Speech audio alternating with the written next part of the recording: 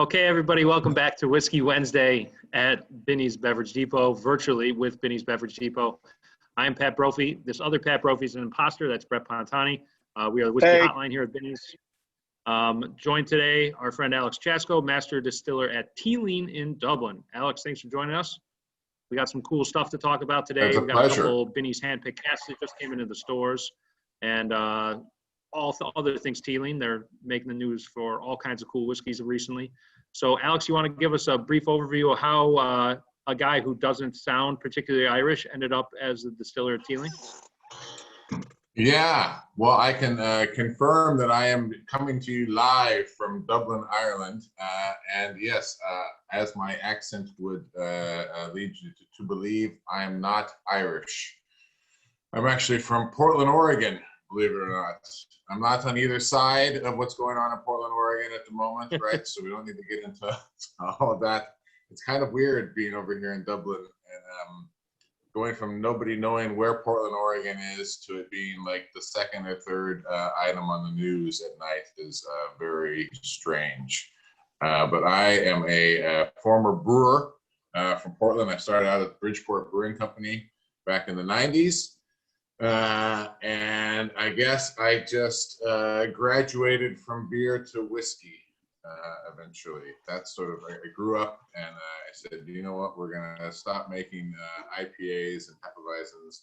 And I'd always been interested in whiskey and like where did those flavors come from, and knowing that, you know, similar to beer, you get floral and fruity flavors and spicy flavors without adding, you know, fruit or flowers or spice to a whiskey, right? And so trying to figure out like, okay, how does that happen? What's doing that?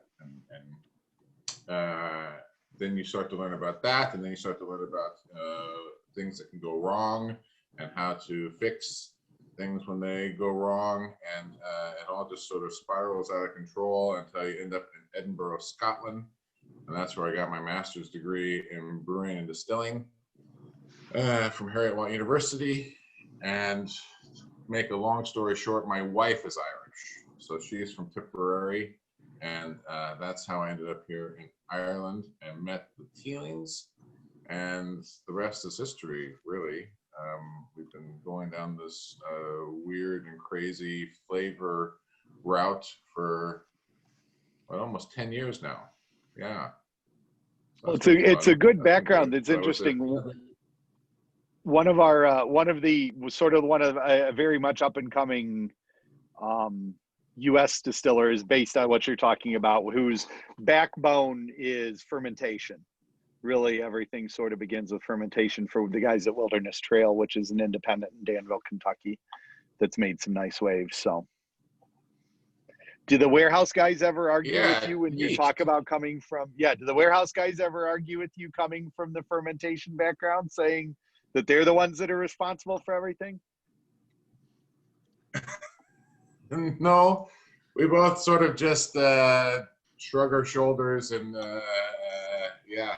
They get down to picking some good casks, and yeah, it's you know, it is a chicken and the egg sort of thing there, right? Where you're relying on yeast to create esters and aldehydes, and then you're hoping that the maturation in the wood is going to accentuate certain things or maybe remove unwanted other elements, and you know, you put the whiskey to sleep for 5, 10, 18 years, and hopefully you get some nice little, I like to think of them as Easter eggs, right? You wake up in the morning and you go and you crack open this Easter egg, and there's something lovely and magical inside that you kind of thought was going to be there, but you weren't really quite sure until you open it up and see.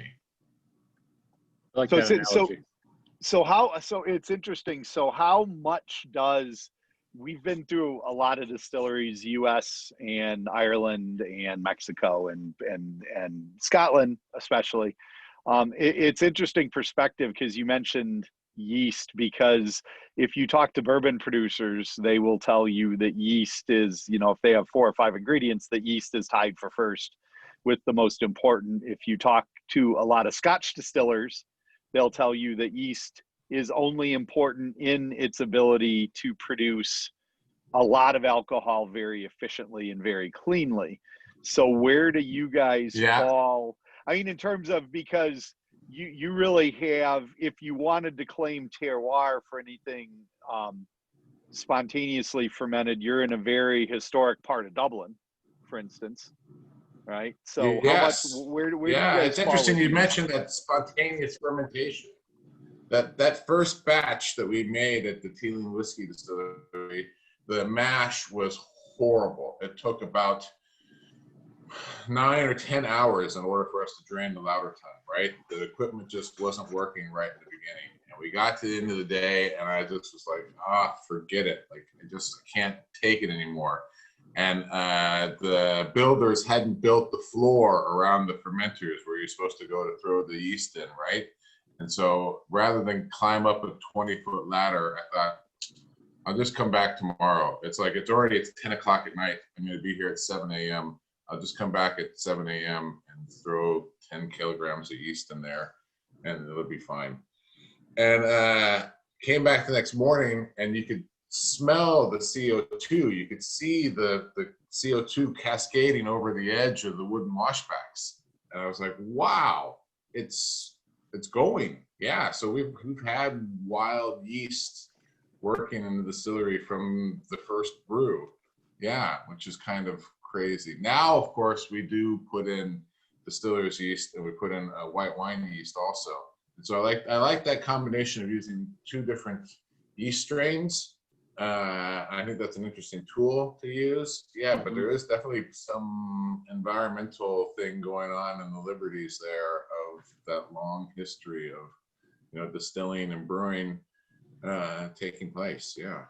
The multiple yeast thing is very much a brewer's approach, and I think that's pretty cool with it. Do you think there's still some wild stuff getting in there? I mean, if you have open top fermenters, I guess how can they not? Yeah, exactly, definitely. We see that. The wood is porous, right? So you get Brettanomyces and Lactobacillus and stuff like that are going to grow in that wood. And from time to time, we do have to hit it with a particularly hot and vigorous caustic wash in order to bring the bacteria levels down, because it starts to get a bit too acidic. We want it to be a little acidic, but we don't want it to be overly acidic. Yeah, and so you do have to actually stop the environmental influence on the wash that's taking place. Yeah.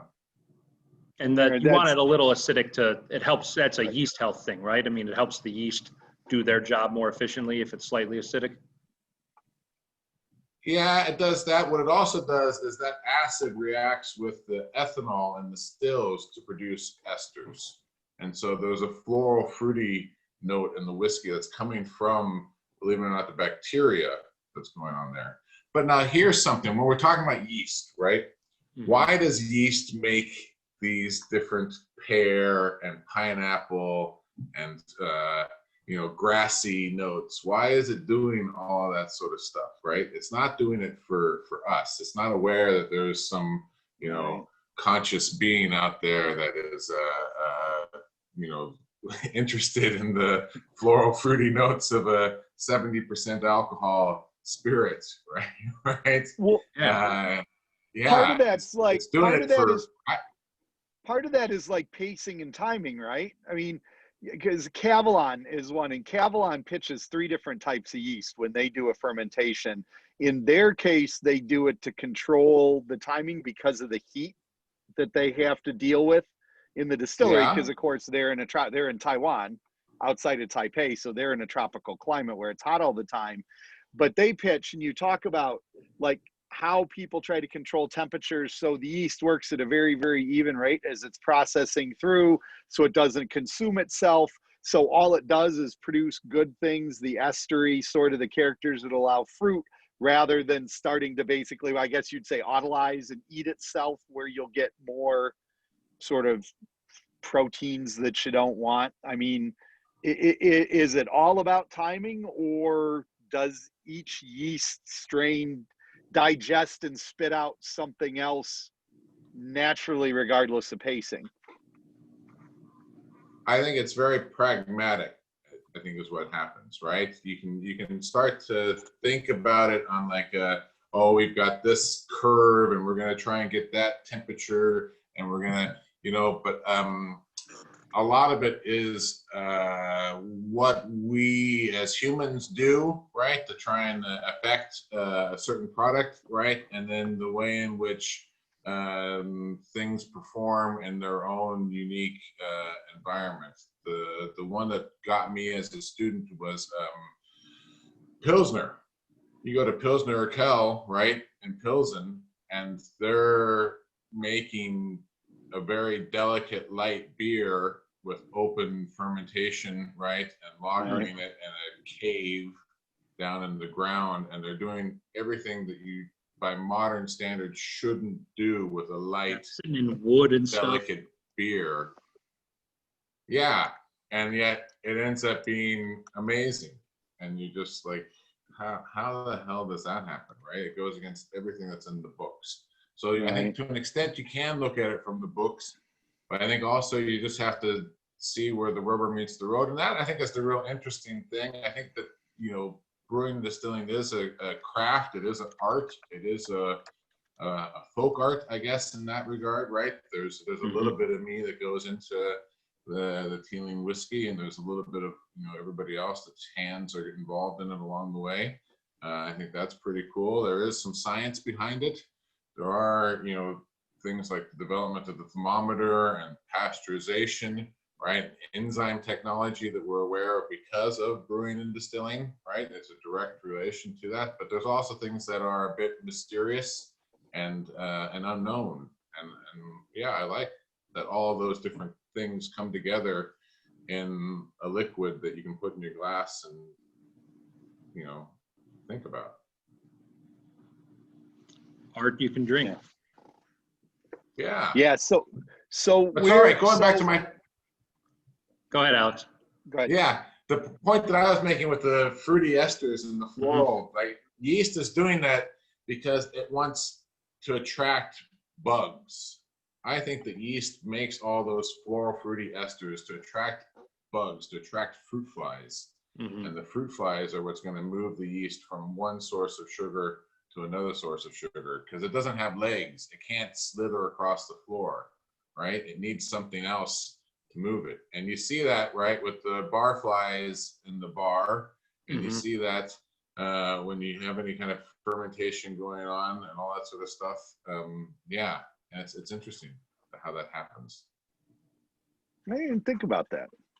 That's good. I just always think of it in terms of timing. I mean, like I said, it's been at least somewhat explained to me. Part of the reason why you want to have paced out and controlling in terms of time is just to make sure that everything sort of proceeds. That's how you want to use it, but it makes sense that that a yeast as an organism, its natural response is from Darwin's propagating itself. Yeah.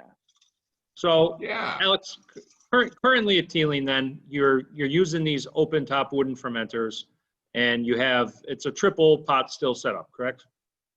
Exactly, right? We have our wash going in at about 8% alcohol. We get our low wines coming off at around pretty high, actually, around 27%. And then, and then in the middle still, we get up to around 55% with what we call the weak faints.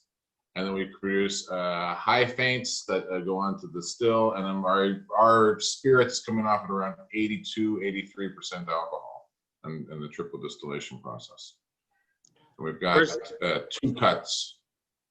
Okay, that seems high. Is that where does that compare with other Irish whiskeys that we might have tasted? It's not as high as Bushmills. It's not as high as Irish distillers. You can go lower. It's where our stills like to operate. It's where you get what the distillers call a balanced distillation. I never really understood until I had to design a distillery and do it myself what I think they mean by a balanced distillation. I think they mean you put in 1,000 here, you get 1,000 out there, you get 1,000 out here, you get 1,000 out, you know, that it's balanced along the way. So we put in around 1,200 liters of pure alcohol in wash, and we get the same amount of pure alcohol out in low wines, and then it gives us the same amount of pure alcohol in faints, and then in spirit. And that's kind of where those cut points come from, and those percentages. That's what the still likes to do. You know, yeah, you read the textbook, and you probably should be a bit lower with the low wines, but our still would probably, if it could, go a couple of degrees higher for whatever reason. So when you're redistilling, the faints are distilling, so you have wash still, intermediate still, spirit still. We'll call them that.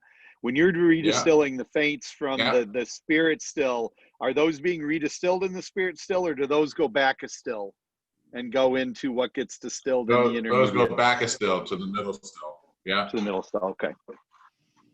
So that's where that alcohol is going through. So that's another, I mean, that's even more cleaning up then, really. I mean, you're not just taking. So the middle still really seems to do a bulk of the work, because wash still's only distilling wash, right? Middle still's distilling what comes out of the wash still, plus all the faints. Yeah. And then the spirit still is only distilling what comes out of the intermediate. Got it. Okay. Interesting. Yeah. So that's more. And you get a much larger volume of faints, which is interesting, because then you've got more alcohol in the faints, right? And that can hold more of the amyl alcohols in it. You've got more capacity to hold your fruity esters. And then when you on the last, and then do you use triple distillation regardless of whether you're making malt or pure pot? Yeah. Or single malt, what we would conventionally call single malt. Exactly. The only thing we have done double for a small amount is the peated. And that's because when you triple distill peated, you really do bring the influence of the phenols down quite a bit you lose on a that lot. third distillation. Interesting. Now, so there is an upcoming peated Teeling release. Was that made in-house in Dublin, or was that brought over from the previous distillery? No, that's made in Newmarket Square in Dublin. That's triple distilled peated single malt from Dublin. We started out with 55 ppm of phenols in the malt, which is the highest you can commercially buy from a malting company. And then in the spirit itself, that gets down to around 15. So it's a muted, I guess, sort of influence of the peat. There's definitely peat there, but it's not nearly as high as it would be in the beginning. How long does that character cling in your stills? How long does it take to wash that character through your stills?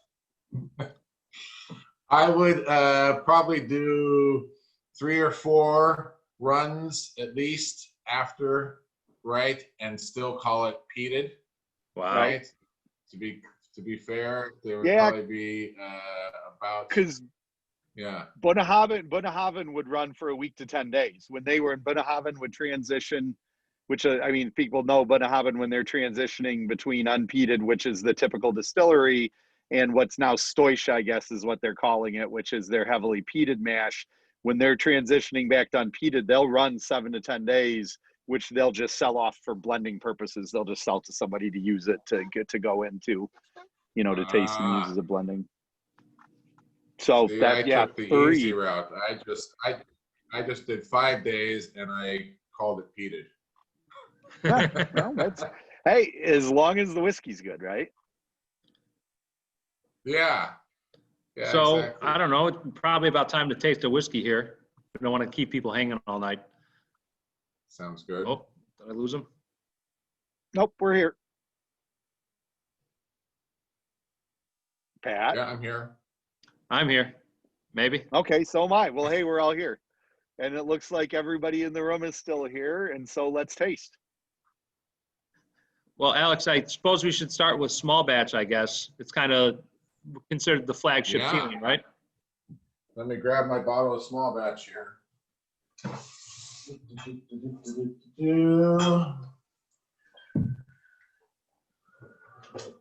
Yeah, the small batch. It is our flagship. Sorry. So that's the small batch. It's the glare is a bit, there we go. It's our rum cask. So this is our blend. This is where we start out with grain whiskey that's been in the bourbon cask. We start out with malt whiskey that's been in a bourbon cask, right? We blend them together and put them in a rum cask for 12 months. And it gets this lovely rum raisin, fruity nose to it. And it has a nice honey sweetness that I think is really quintessential for Irish whiskey. And then what I like about it on the finish, has a nice woody finish to it there at the end. That's quite nice. Yeah, absolutely. No, this is, it was, I remember when everything I've been lucky to have known the Teelings all the way back to walking through probably in 2006, walking through Cooley with John and with Noel Sweeney. So this goes way back, and then, you know, meeting Jack and Stephen along the way, and obviously the Cooley was sold and they started their own distillery, and John subsequently did. And this is for a launch. I mean, it sticks with what the family did to start what was competitive only because the two big players were so dominant. I mean, it would require being able to do something like this as sort of your entry level whiskey to compete in that category for Irish whiskey. Something that's really, really round and characterful, where you can get a bridge, where you can get some people that are typically, I think, used to drinking something a little bit lighter and a little bit more benign. But also people who are used to drinking typically, you know, single malt whiskey. Before, Teeling fans would have drunk, you know, maybe Tyrconnell, right? Or some of the other things that would have come out from the previous regime. Yeah, I think there's you know, that we developed this whiskey 8 years ago, and it was, how are you going to take liquid that's not being made in the Teeling whiskey distillery and make it Teeling, right? So what are you going to do? And the three things that we did was put it in the rum cask for a year. So make a blend, but put it back into a rum cask for another year, right? And get that marrying process to develop all those flavors. Then we bottled it at 46%, and we didn't chill filter it.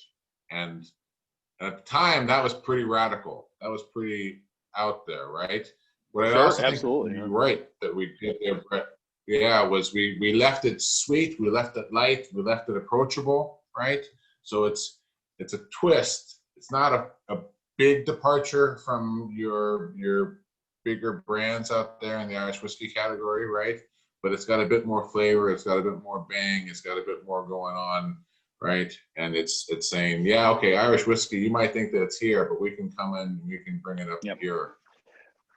So I'm interested too, how would you go about, because I think a lot of people never understood, even when there were only a couple distilleries, that there were, for a lot of like entry-level blends that are sort of not labeled either grain or malt or pure pot, right? That there are a lot of times combinations of produce that might come from another distillery. Are you guys producing, or is the goal to produce every single component, or would you basically find grain that's of very good quality as a component to blend into something like small batch?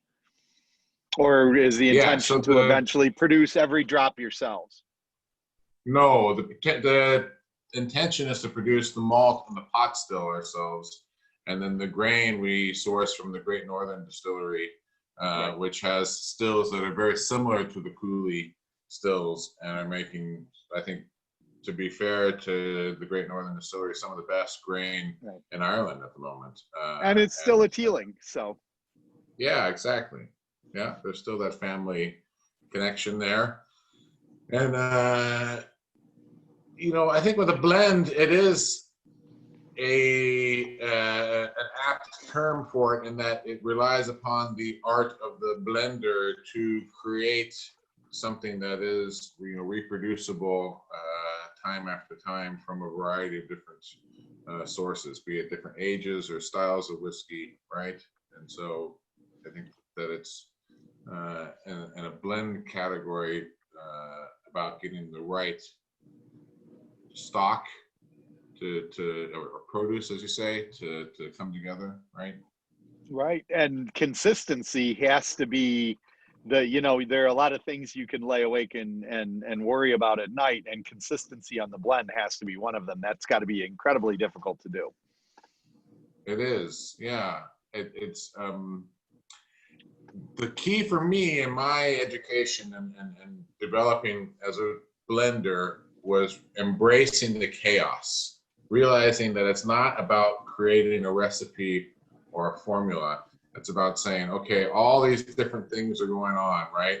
And I can pick this thing here and this thing here and get to there. And then the next time when those are gone, I can pick some other ones and still get to where I need to be, right? Because whiskey is always maturing. It's up there in the warehouse right now, aging, right? So I can't go back and get exactly what I used the last time, right? I've got to change. So it's embracing that. And what areas are you warehousing in? Is everything in Dublin, or do you kind of have things spread out a little bit? No, we're up in Green Ore. So we're down the road from the old distillery. Yeah. Okay. We're at the end of the peninsula. Yeah. Okay. And that's pretty much where everything is. Are you doing all the processing there, or just sort of like distilling and everything goes, or? We distill it. It goes up in a road tanker up to Green Ore, and then it's matured there. And then we have a bottling facility, our bottling partner in Navan. Okay. That bottle our whiskey for us. Okay. Yeah, I was wondering that's got to be, because I'm thinking where you're kind of in a compact part of Dublin to be taking up a bunch of space. Yes. and trying to warehouse. Would the town government even allow you to have a bunch of whiskey laying in the middle of Dublin? I don't think they would anymore, to be honest. It was hard enough to build the distillery there. I can't imagine trying to get a bonded warehouse. Yeah. Because I know that we're trying in to many get cities. Permission. Yeah, I don't think there are many cities that would allow you to do it. Maybe some small, we've got a token amount of whiskey that we mature in the distillery, but it's not the 40,000 casks that we would have. Right. I would figure that you have to have some. And are you allowed, just out of curiosity, and this is not, are you allowed, and we're promoting tourism when it happens again, are you guys allowed to pull casks? Because you have one of the best sort of tasting and distillery experiences in the islands, not just Ireland, but I think all over the place. It's impressive, that piece of it, in terms of your ability to educate. Are you allowed to have a barrel tap that you can sort of pour off and finish bottles with, or? Yeah, we do. We've got two of them in the distillery there, so you can fill your own. So there's two casks. One that's at around the $60 to $70 range, right? And one that's much more expensive. I think the last one we had was like $180 for a nice, 18-year-old, 20-year-old single malt at cask strength.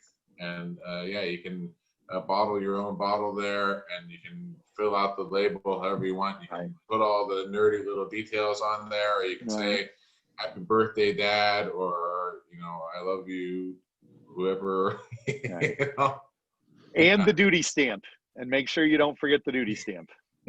Yeah, exactly. Yeah. So that's good. Pat, what else do we have to taste?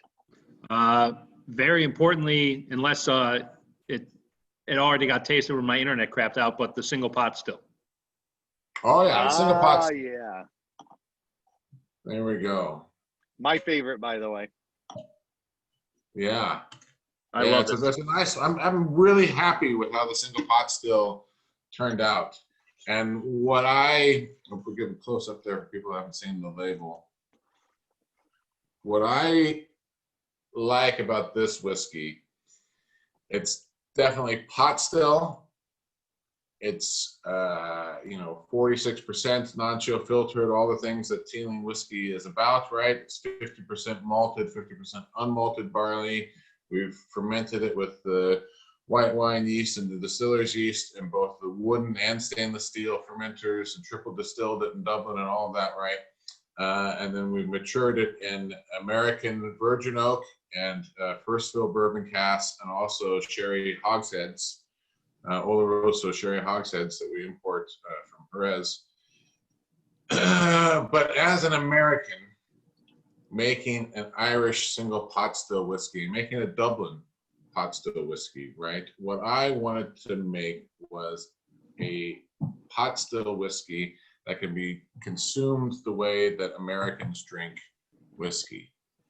And when I go, it used to be quite often, it hasn't been for a while now, back to the States, right? And bring my dad a special bottle of whiskey, or bring my cousins or whoever, or a friend, right, a bottle of whiskey. What do? They open it up, they pour a glass, right, and they put 2 or 3 ice cubes in there with it. They drink it on the rocks, right? And I think, all right, well, that's a 24-year-old single cask, that cask strength. But like, I guess if you want to drink it on the rocks, like, you can do that, right? It's your bottle of whiskey. And I realized, like, Americans are just always going to do that. They're just always going to reach for the ice and throw that in there, right? So let's make a whiskey that's great on ice. And that's what this whiskey is. That whiskey is a beautiful single pot still whiskey on its own right, right? But you throw 1 ice cube in there with it, and the honey sweetness just starts to come out, and that spicy pot still nature really starts to come through. And what's been really interesting for me is before COVID, in January, I was in Florida going around talking about this whiskey, and somebody gave me an old fashioned, just a straight up old fashioned made with that whiskey, and it was amazing. Really, really great. Yeah. You know, it's not one I would think of in either of those, you know, ways to enjoy it, I suppose, because it's so good on its own. But, you know, it is important not to, you know, dictate how people enjoy their whiskey. I think this would be really good in old fashioned, because what I really love about this particular bottle is the fruit character in it. And like, I get a lot of like a baked stone fruit character. And maybe my wife just made a peach cobbler last weekend, so maybe I have like baked peaches on the brain. But for me, there's like, it's like stone fruit, juicy stone fruit, but like there's a pretty serious like spike of clove and cinnamon in it, and that spice really builds in the finish. So I could see like something that has that spice and fruit and wood balance to it is just always across the board, no matter where it's made, makes for a pretty excellent old fashioned generally. That's pretty cool. Yeah. Yeah. Well, and it doesn't, but it's also not, I mean, it's still Irish. It's still a pure pot still style. It's not replicating bourbon in any way. Mm-hmm. Right. Even though, I mean, outside of maybe having some of the body and some of the weight to hold up to the abuse of ice. Sorry. Now we know how Brett feels about the ice.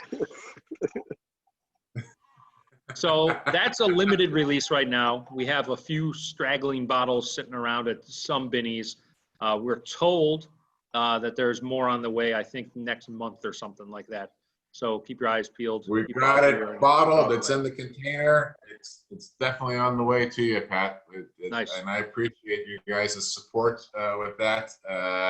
It was great to come and see you right then in March, right before St. Patrick's Day, and for you guys to say how much you love this whiskey and that you wanted to get more of it, and then to get back to Dublin and have the emails flying of like, no, we've got to get more bennies once more. And I was like, thank you. I mean, I think it's what most Irish distillers should be striving to make. You know, it is the Irish whiskey. It's the quintessential Irish whiskey, and you know, I'm just really happy with how it's turning out. Even though it's it's kind of a young whiskey, but it doesn't taste that at all. I really like that whiskey. Yeah. Well, we probably ought to talk about 2 pretty old single malts here too tonight, right? And pretty special to us. We do a lot of handpicked single casks here at Binny's. In 2019, we did slightly over 300 different barrels. 2020 is off to a roaring start, I guess. Can we call it a start when it's September? Probably not.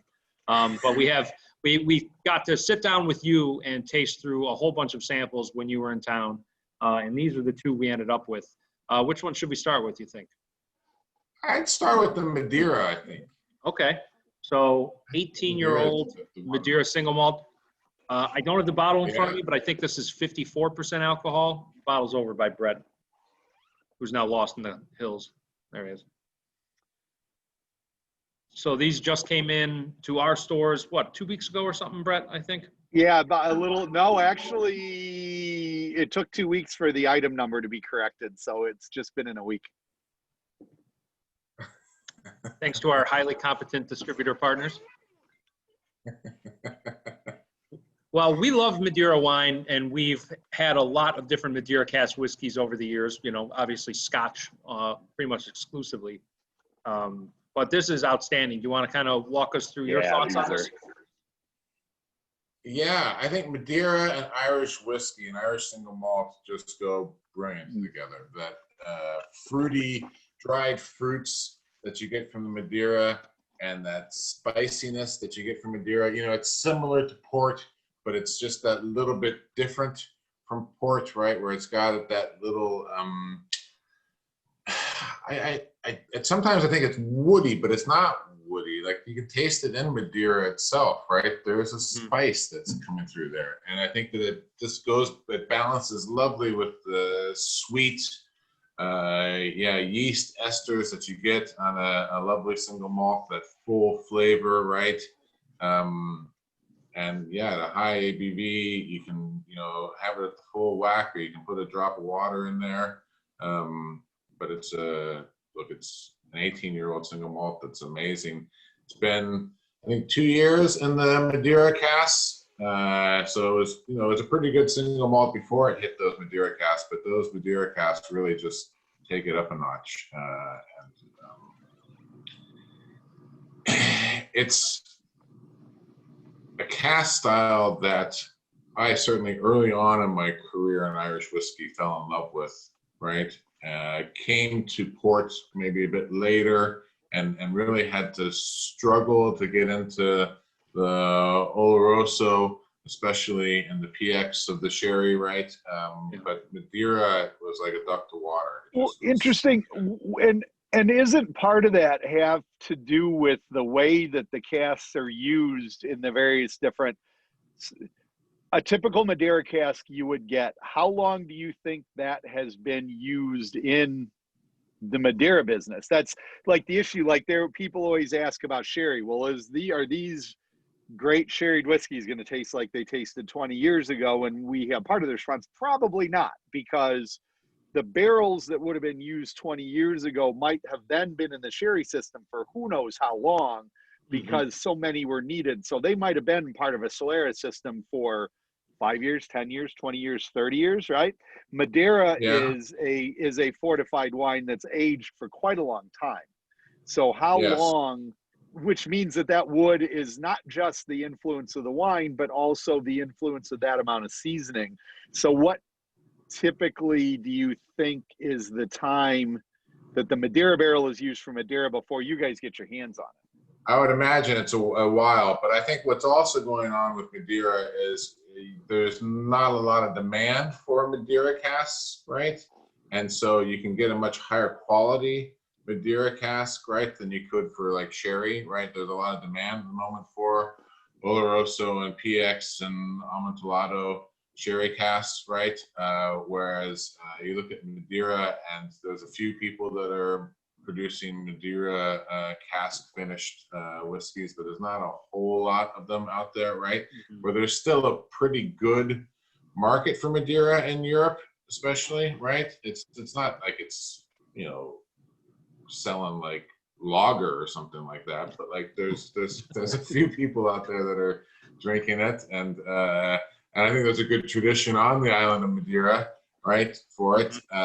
So I think you just get some pretty decent Madeira casks right now. In 20 years' time, will you still be able to do that? I don't know.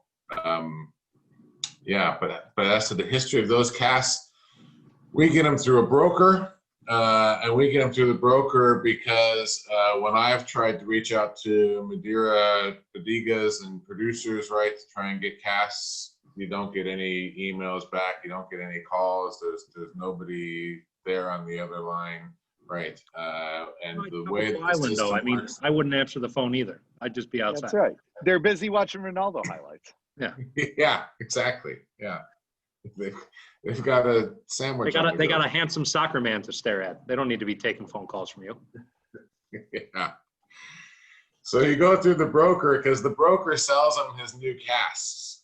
And part of the deal is, right, let's say, I'm just making up numbers, but let's say a new cask costs $100. They'll give them $40 towards the purchase of the new cask by buying back the old ones. Right. And then I, like a sucker, come in and pay him $150 for the old ones. And he's happy. It sounds like the distributor business model. Yeah, you guys know it. You're familiar with how it goes. Yeah. Exactly. This whiskey is an absolute knockout. Anybody who's watching us tonight here, if you haven't picked up a bottle, you ought to. It's not going to be around forever. And at 18 years old, and I think we're selling it for around $120, maybe 125 or something. That is an absolute steal. If this was a single malt Scotch, it would cost twice as much, and then it would have additional caps tacked onto it as well. So this is just this is one of the best steals in the store right now, and it's a phenomenal whiskey to boot. This is awesome stuff. Yeah. All right, so we did another single barrel as well, which was a 14-year-old in Acacia wood, and that's not something I think you see a lot in whiskey. Can you give us a background on this? Yeah, so the background on this, there's quite a few different wood types, non-oak wood types that we are doing different,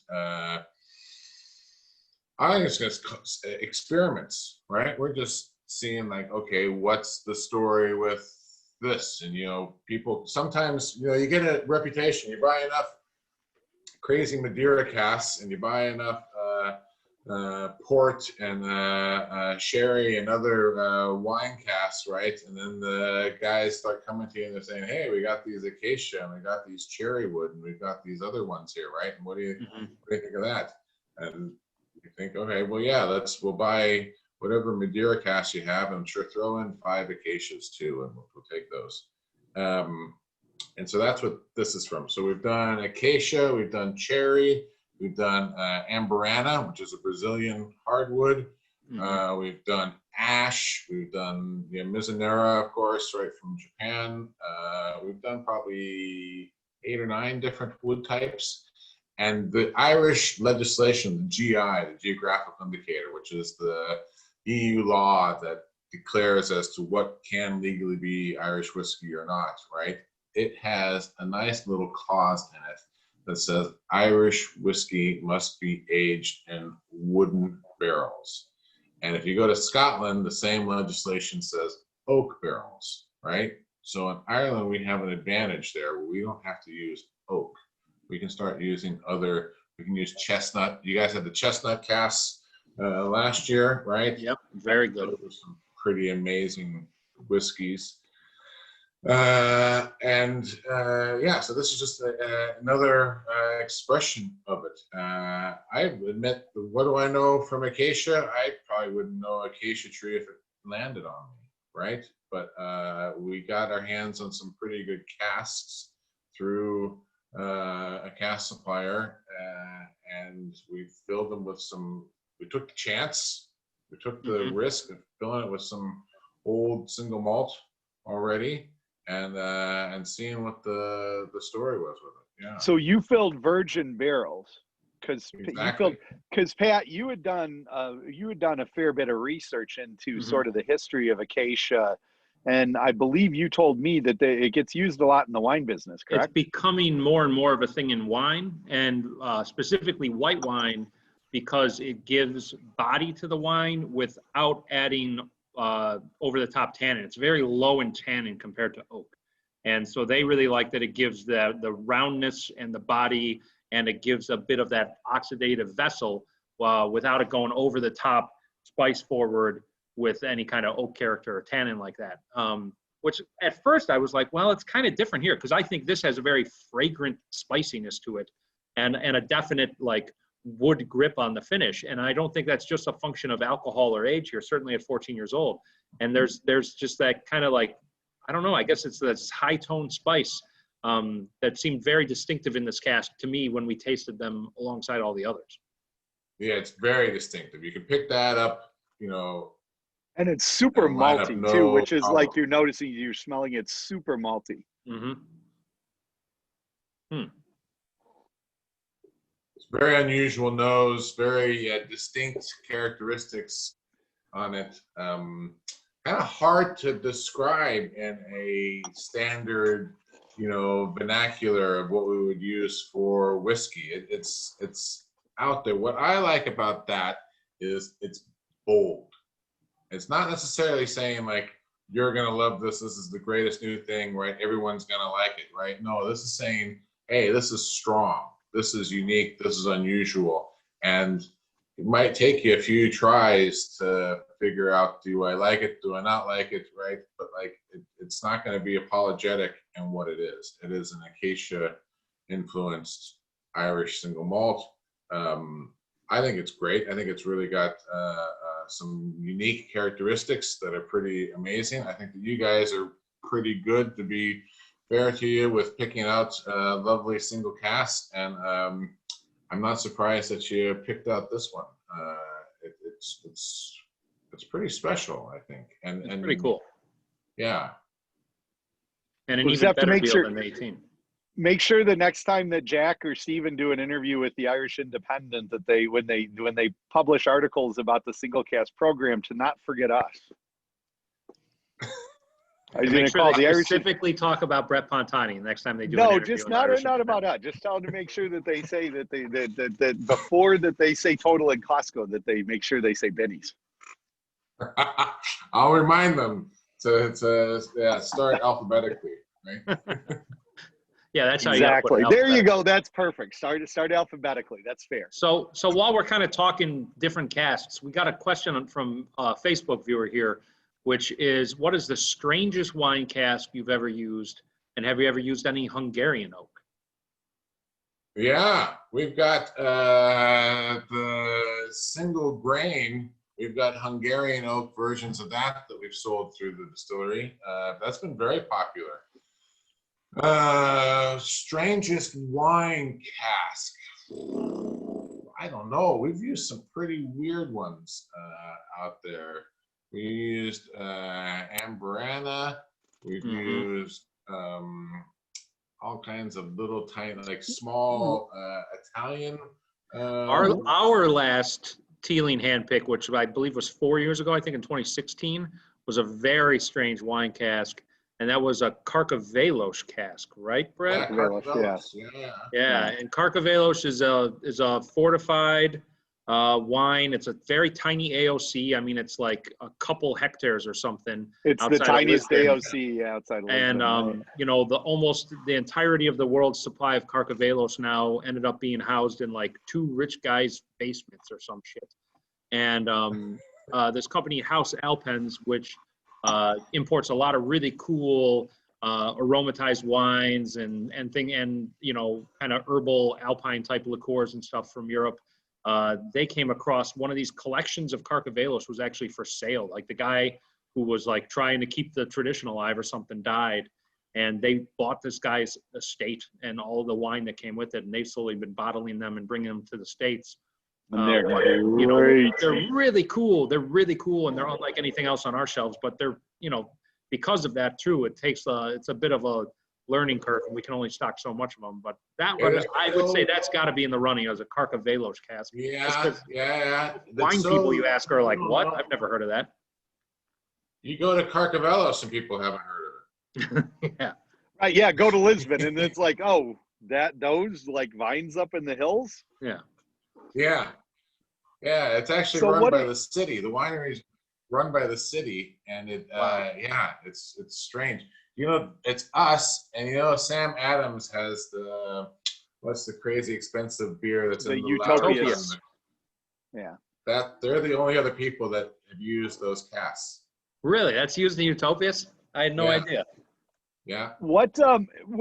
How did you go about? Because we have done We have done rye finished in Amburana, and we have actually done a couple of things. How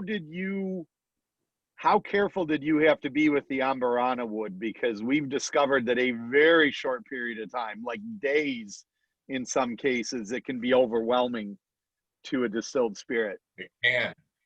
Yes, it's very intense. Jack Teeling describes it as licking a piano. And like, I've never done that, but I think I know what you're talking about. We'll take your word for it. Yeah, not the most relatable way to describe that flavor. What are parties like at your house, Jack? Yeah. So you said you just thought of another one? Oh, purple musket. Never heard of that. We've done Quaddy does that. Yeah, Quaddy does a black musket. Is that the same thing? I don't know. We had a black musket finish in a whistle pig blend, I think, once. High West. Yeah, we did the black muskets in High West. Yeah. Yeah. They were great. I mean, they were. Single malt and purple muscat casks. That is unbelievable. Really. Well, maybe it should be part of the next round of samples because we're going to be out of these pretty soon. So yeah, it sounds like it needs to be on your packing list for your next trip to Chicago. And I think that ash would be a fun thing to try. Just that's weird. I don't think that's one thing I've never seen or heard. What does ash do? I mean, you kind of described what Acacia does. What does ash do? Ash is it's kind of muted, actually. It is, again, unique, and you can, again, pick it out without a doubt. But it's it doesn't have really any tannins in it. It's a bit green in its flavor. It's like grassy green sort of influence is what I get off of it. The Amburana it took us about 9 months, maybe a year of smelling it and tasting it, and then figuring out carrot cake. It tastes like carrot cake. That's what and it's super, super, it's like burning incense. It has that sort of patchouli incense kind of, to me, character, and can be really sort of metallic dry, floral dry on the palate. What we also did was we recast some of that, right? So with that and the Portuguese virgin oak, also Portuguese virgin oak's got huge tannins in it, right? It goes like jet black really quick. But if you put it into a non-active cask, you put it into a third or fourth fill bourbon cask, right? And you let it sit and you let it oxidize, it starts to, I don't want to say digest, but it starts to change. And it becomes not as in your face and has a bit more body. And it is interesting. So the Amburana has mellowed out. I would imagine that, some of those really, like at the extreme end, like super high pH characters that would cause bitterness and back of the mouth stuff probably just blows off. I mean, you said oxidizes out, it probably just blows off, right? Yeah, if you look at the textbooks, there's 3 different things that happens during maturation. There's the additive property, that's of course like the color and the vanilla, right, and the spice, right? Then there's the subtractive, which tends to be the char taking away the heat, right, from like bourbon. That bourbon's a great example of that, right? All that active char layer on the inside of the cask takes away all the heat from the new make bourbon spirit. And then there's the interactive reactions. And those interactive reactions are, I think, a lot less understood and a lot more critical to the finish and the balance. And like you said, that acidity or that harshness that you can get, right?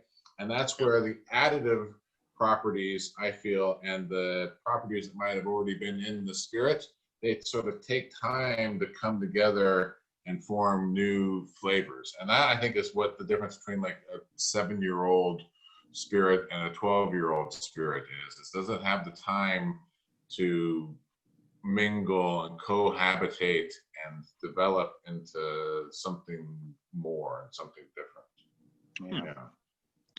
Yeah. Couple of questions for you real quick before we cut you loose here. Tom asked that for the single grain, how old were the wine barrels that were used? The wine barrels that are used for the single grain typically are used for white wine 3 times, and then they'll be used for red wine once or twice. They're used for in Napa Valley for the Cab Sauv, but what we specify is that they're European French oak, right, and medium toast, and that's the critical part for that spiciness in the single grain. And also from Michael and Bonnie in Chicago. Alex, you were almost in Chicago for a tasting this past March. Assuming that one day we will be able to travel and attend live tastings again, will you try to reschedule the Chicago tasting for later in 2021? Yes, of course. I love Chicago. Chicago's a great town. I've always had a great time there. And yeah, look forward to, I really sorry that things got cut off there in Chicago. Like it just sort of, it went nuts. I was doing the tasting at Benny's, and there was the announcement where Trump came on the television, right, and said we're closing down the borders to Europe and all this. And I got done with the tasting, and they're like, "You need to get out of here now. You need to go quick." Right to O'Hare, like, right? I can drive you to Toronto. And I'm like, "What? Why do I want to drive to Toronto with you?" Like, no, I'll get on the next flight to Dublin. It's going to be fine. Like, yeah. And then the other question I had, I alluded to it earlier. One of the aforementioned distributor partners mentioned that the peated Teeling is coming in called Black Pits. Can you maybe give a little sneak peek of that? Yeah, so we've got the Black Pits coming out. It's on the water. It's on its way over to America at the moment. It is a triple distilled peated single malt, all made in the Newmarket Distillery. So it's a 4-year-old single malt, and it has been, excuse me, so we start at 55 ppm of phenol in the malt. When we finally get down to the spirit, it's at 15, right? And then we mature that both in bourbon casks, first fill bourbon casks, and in Sauterne casks. That's a third Sauterne that goes into the blend, right? And what I think happens is you get the aggressive vanilla honey addition from the bourbon, right? But then that gets balanced out with that mineral sweet long finish that's coming from the Sauterne. And I think that the peat is just this amazing glue that sort of brings it all together. People that we've done tastings with in Dublin get really excited about it. They say like, this is the bridge between Islay and Ireland. And like, this is the thing that's gonna, and yeah, so it's I'm really excited about it. I'm interested to see what people think of it. We've had a lot of success with the Sauterne cask and the 24-year-old and then the 28-year-old, right? Yeah. And I think that I think that's really cool. I mean, people usually talk about peat as that singular polarizing flavor, and oh, peat's not a subtle flavor, but peat really can act as a backup singer sometimes. It really, like, you know, it's the dude's rug. It can tie the room together when it's tasked that way and when it's treated correctly like that, you know? That'll be really cool. I'm excited for people to taste that. And yeah, looking forward to more in-person seminars in the future from a lot of people in the audience tonight. So Alex, really appreciate you joining us tonight. I know you kind of had to stay up late over there for us, but these were beautiful, beautiful whiskeys. And whenever we can have the maker of said beautiful whiskeys talk to the people enjoying them, it's really the best experience possible, in my opinion. Let's face it, when we can get the maker to talk about when we can get the maker to talk for 15 minutes about fermentation, that's when we know that we've actually gotten this thing done right. My pleasure, guys. Thank you very much. All right. Thanks again, Alex. Cheers. Cheers, everybody tuned in. We'll be back on Monday with Mezcal Monday, continuing our educational series on agave spirits. If you want to stay up late and listen to Brett, droll on about agave for an hour and a half, Alex, you're welcome to join us. Why not? And then we'll also be back on Wednesday and Friday next week with the Masters blender from the MGP Distillery in Lawrenceburg. Two guys who were instrumental in creating the rye and bourbons that we just got 12 different single barrels of stock in those. For everybody else, thanks for tuning in today. Alex, thank you again. And we'll see everybody next week. Cheers, guys. Cheers. Have a good weekend.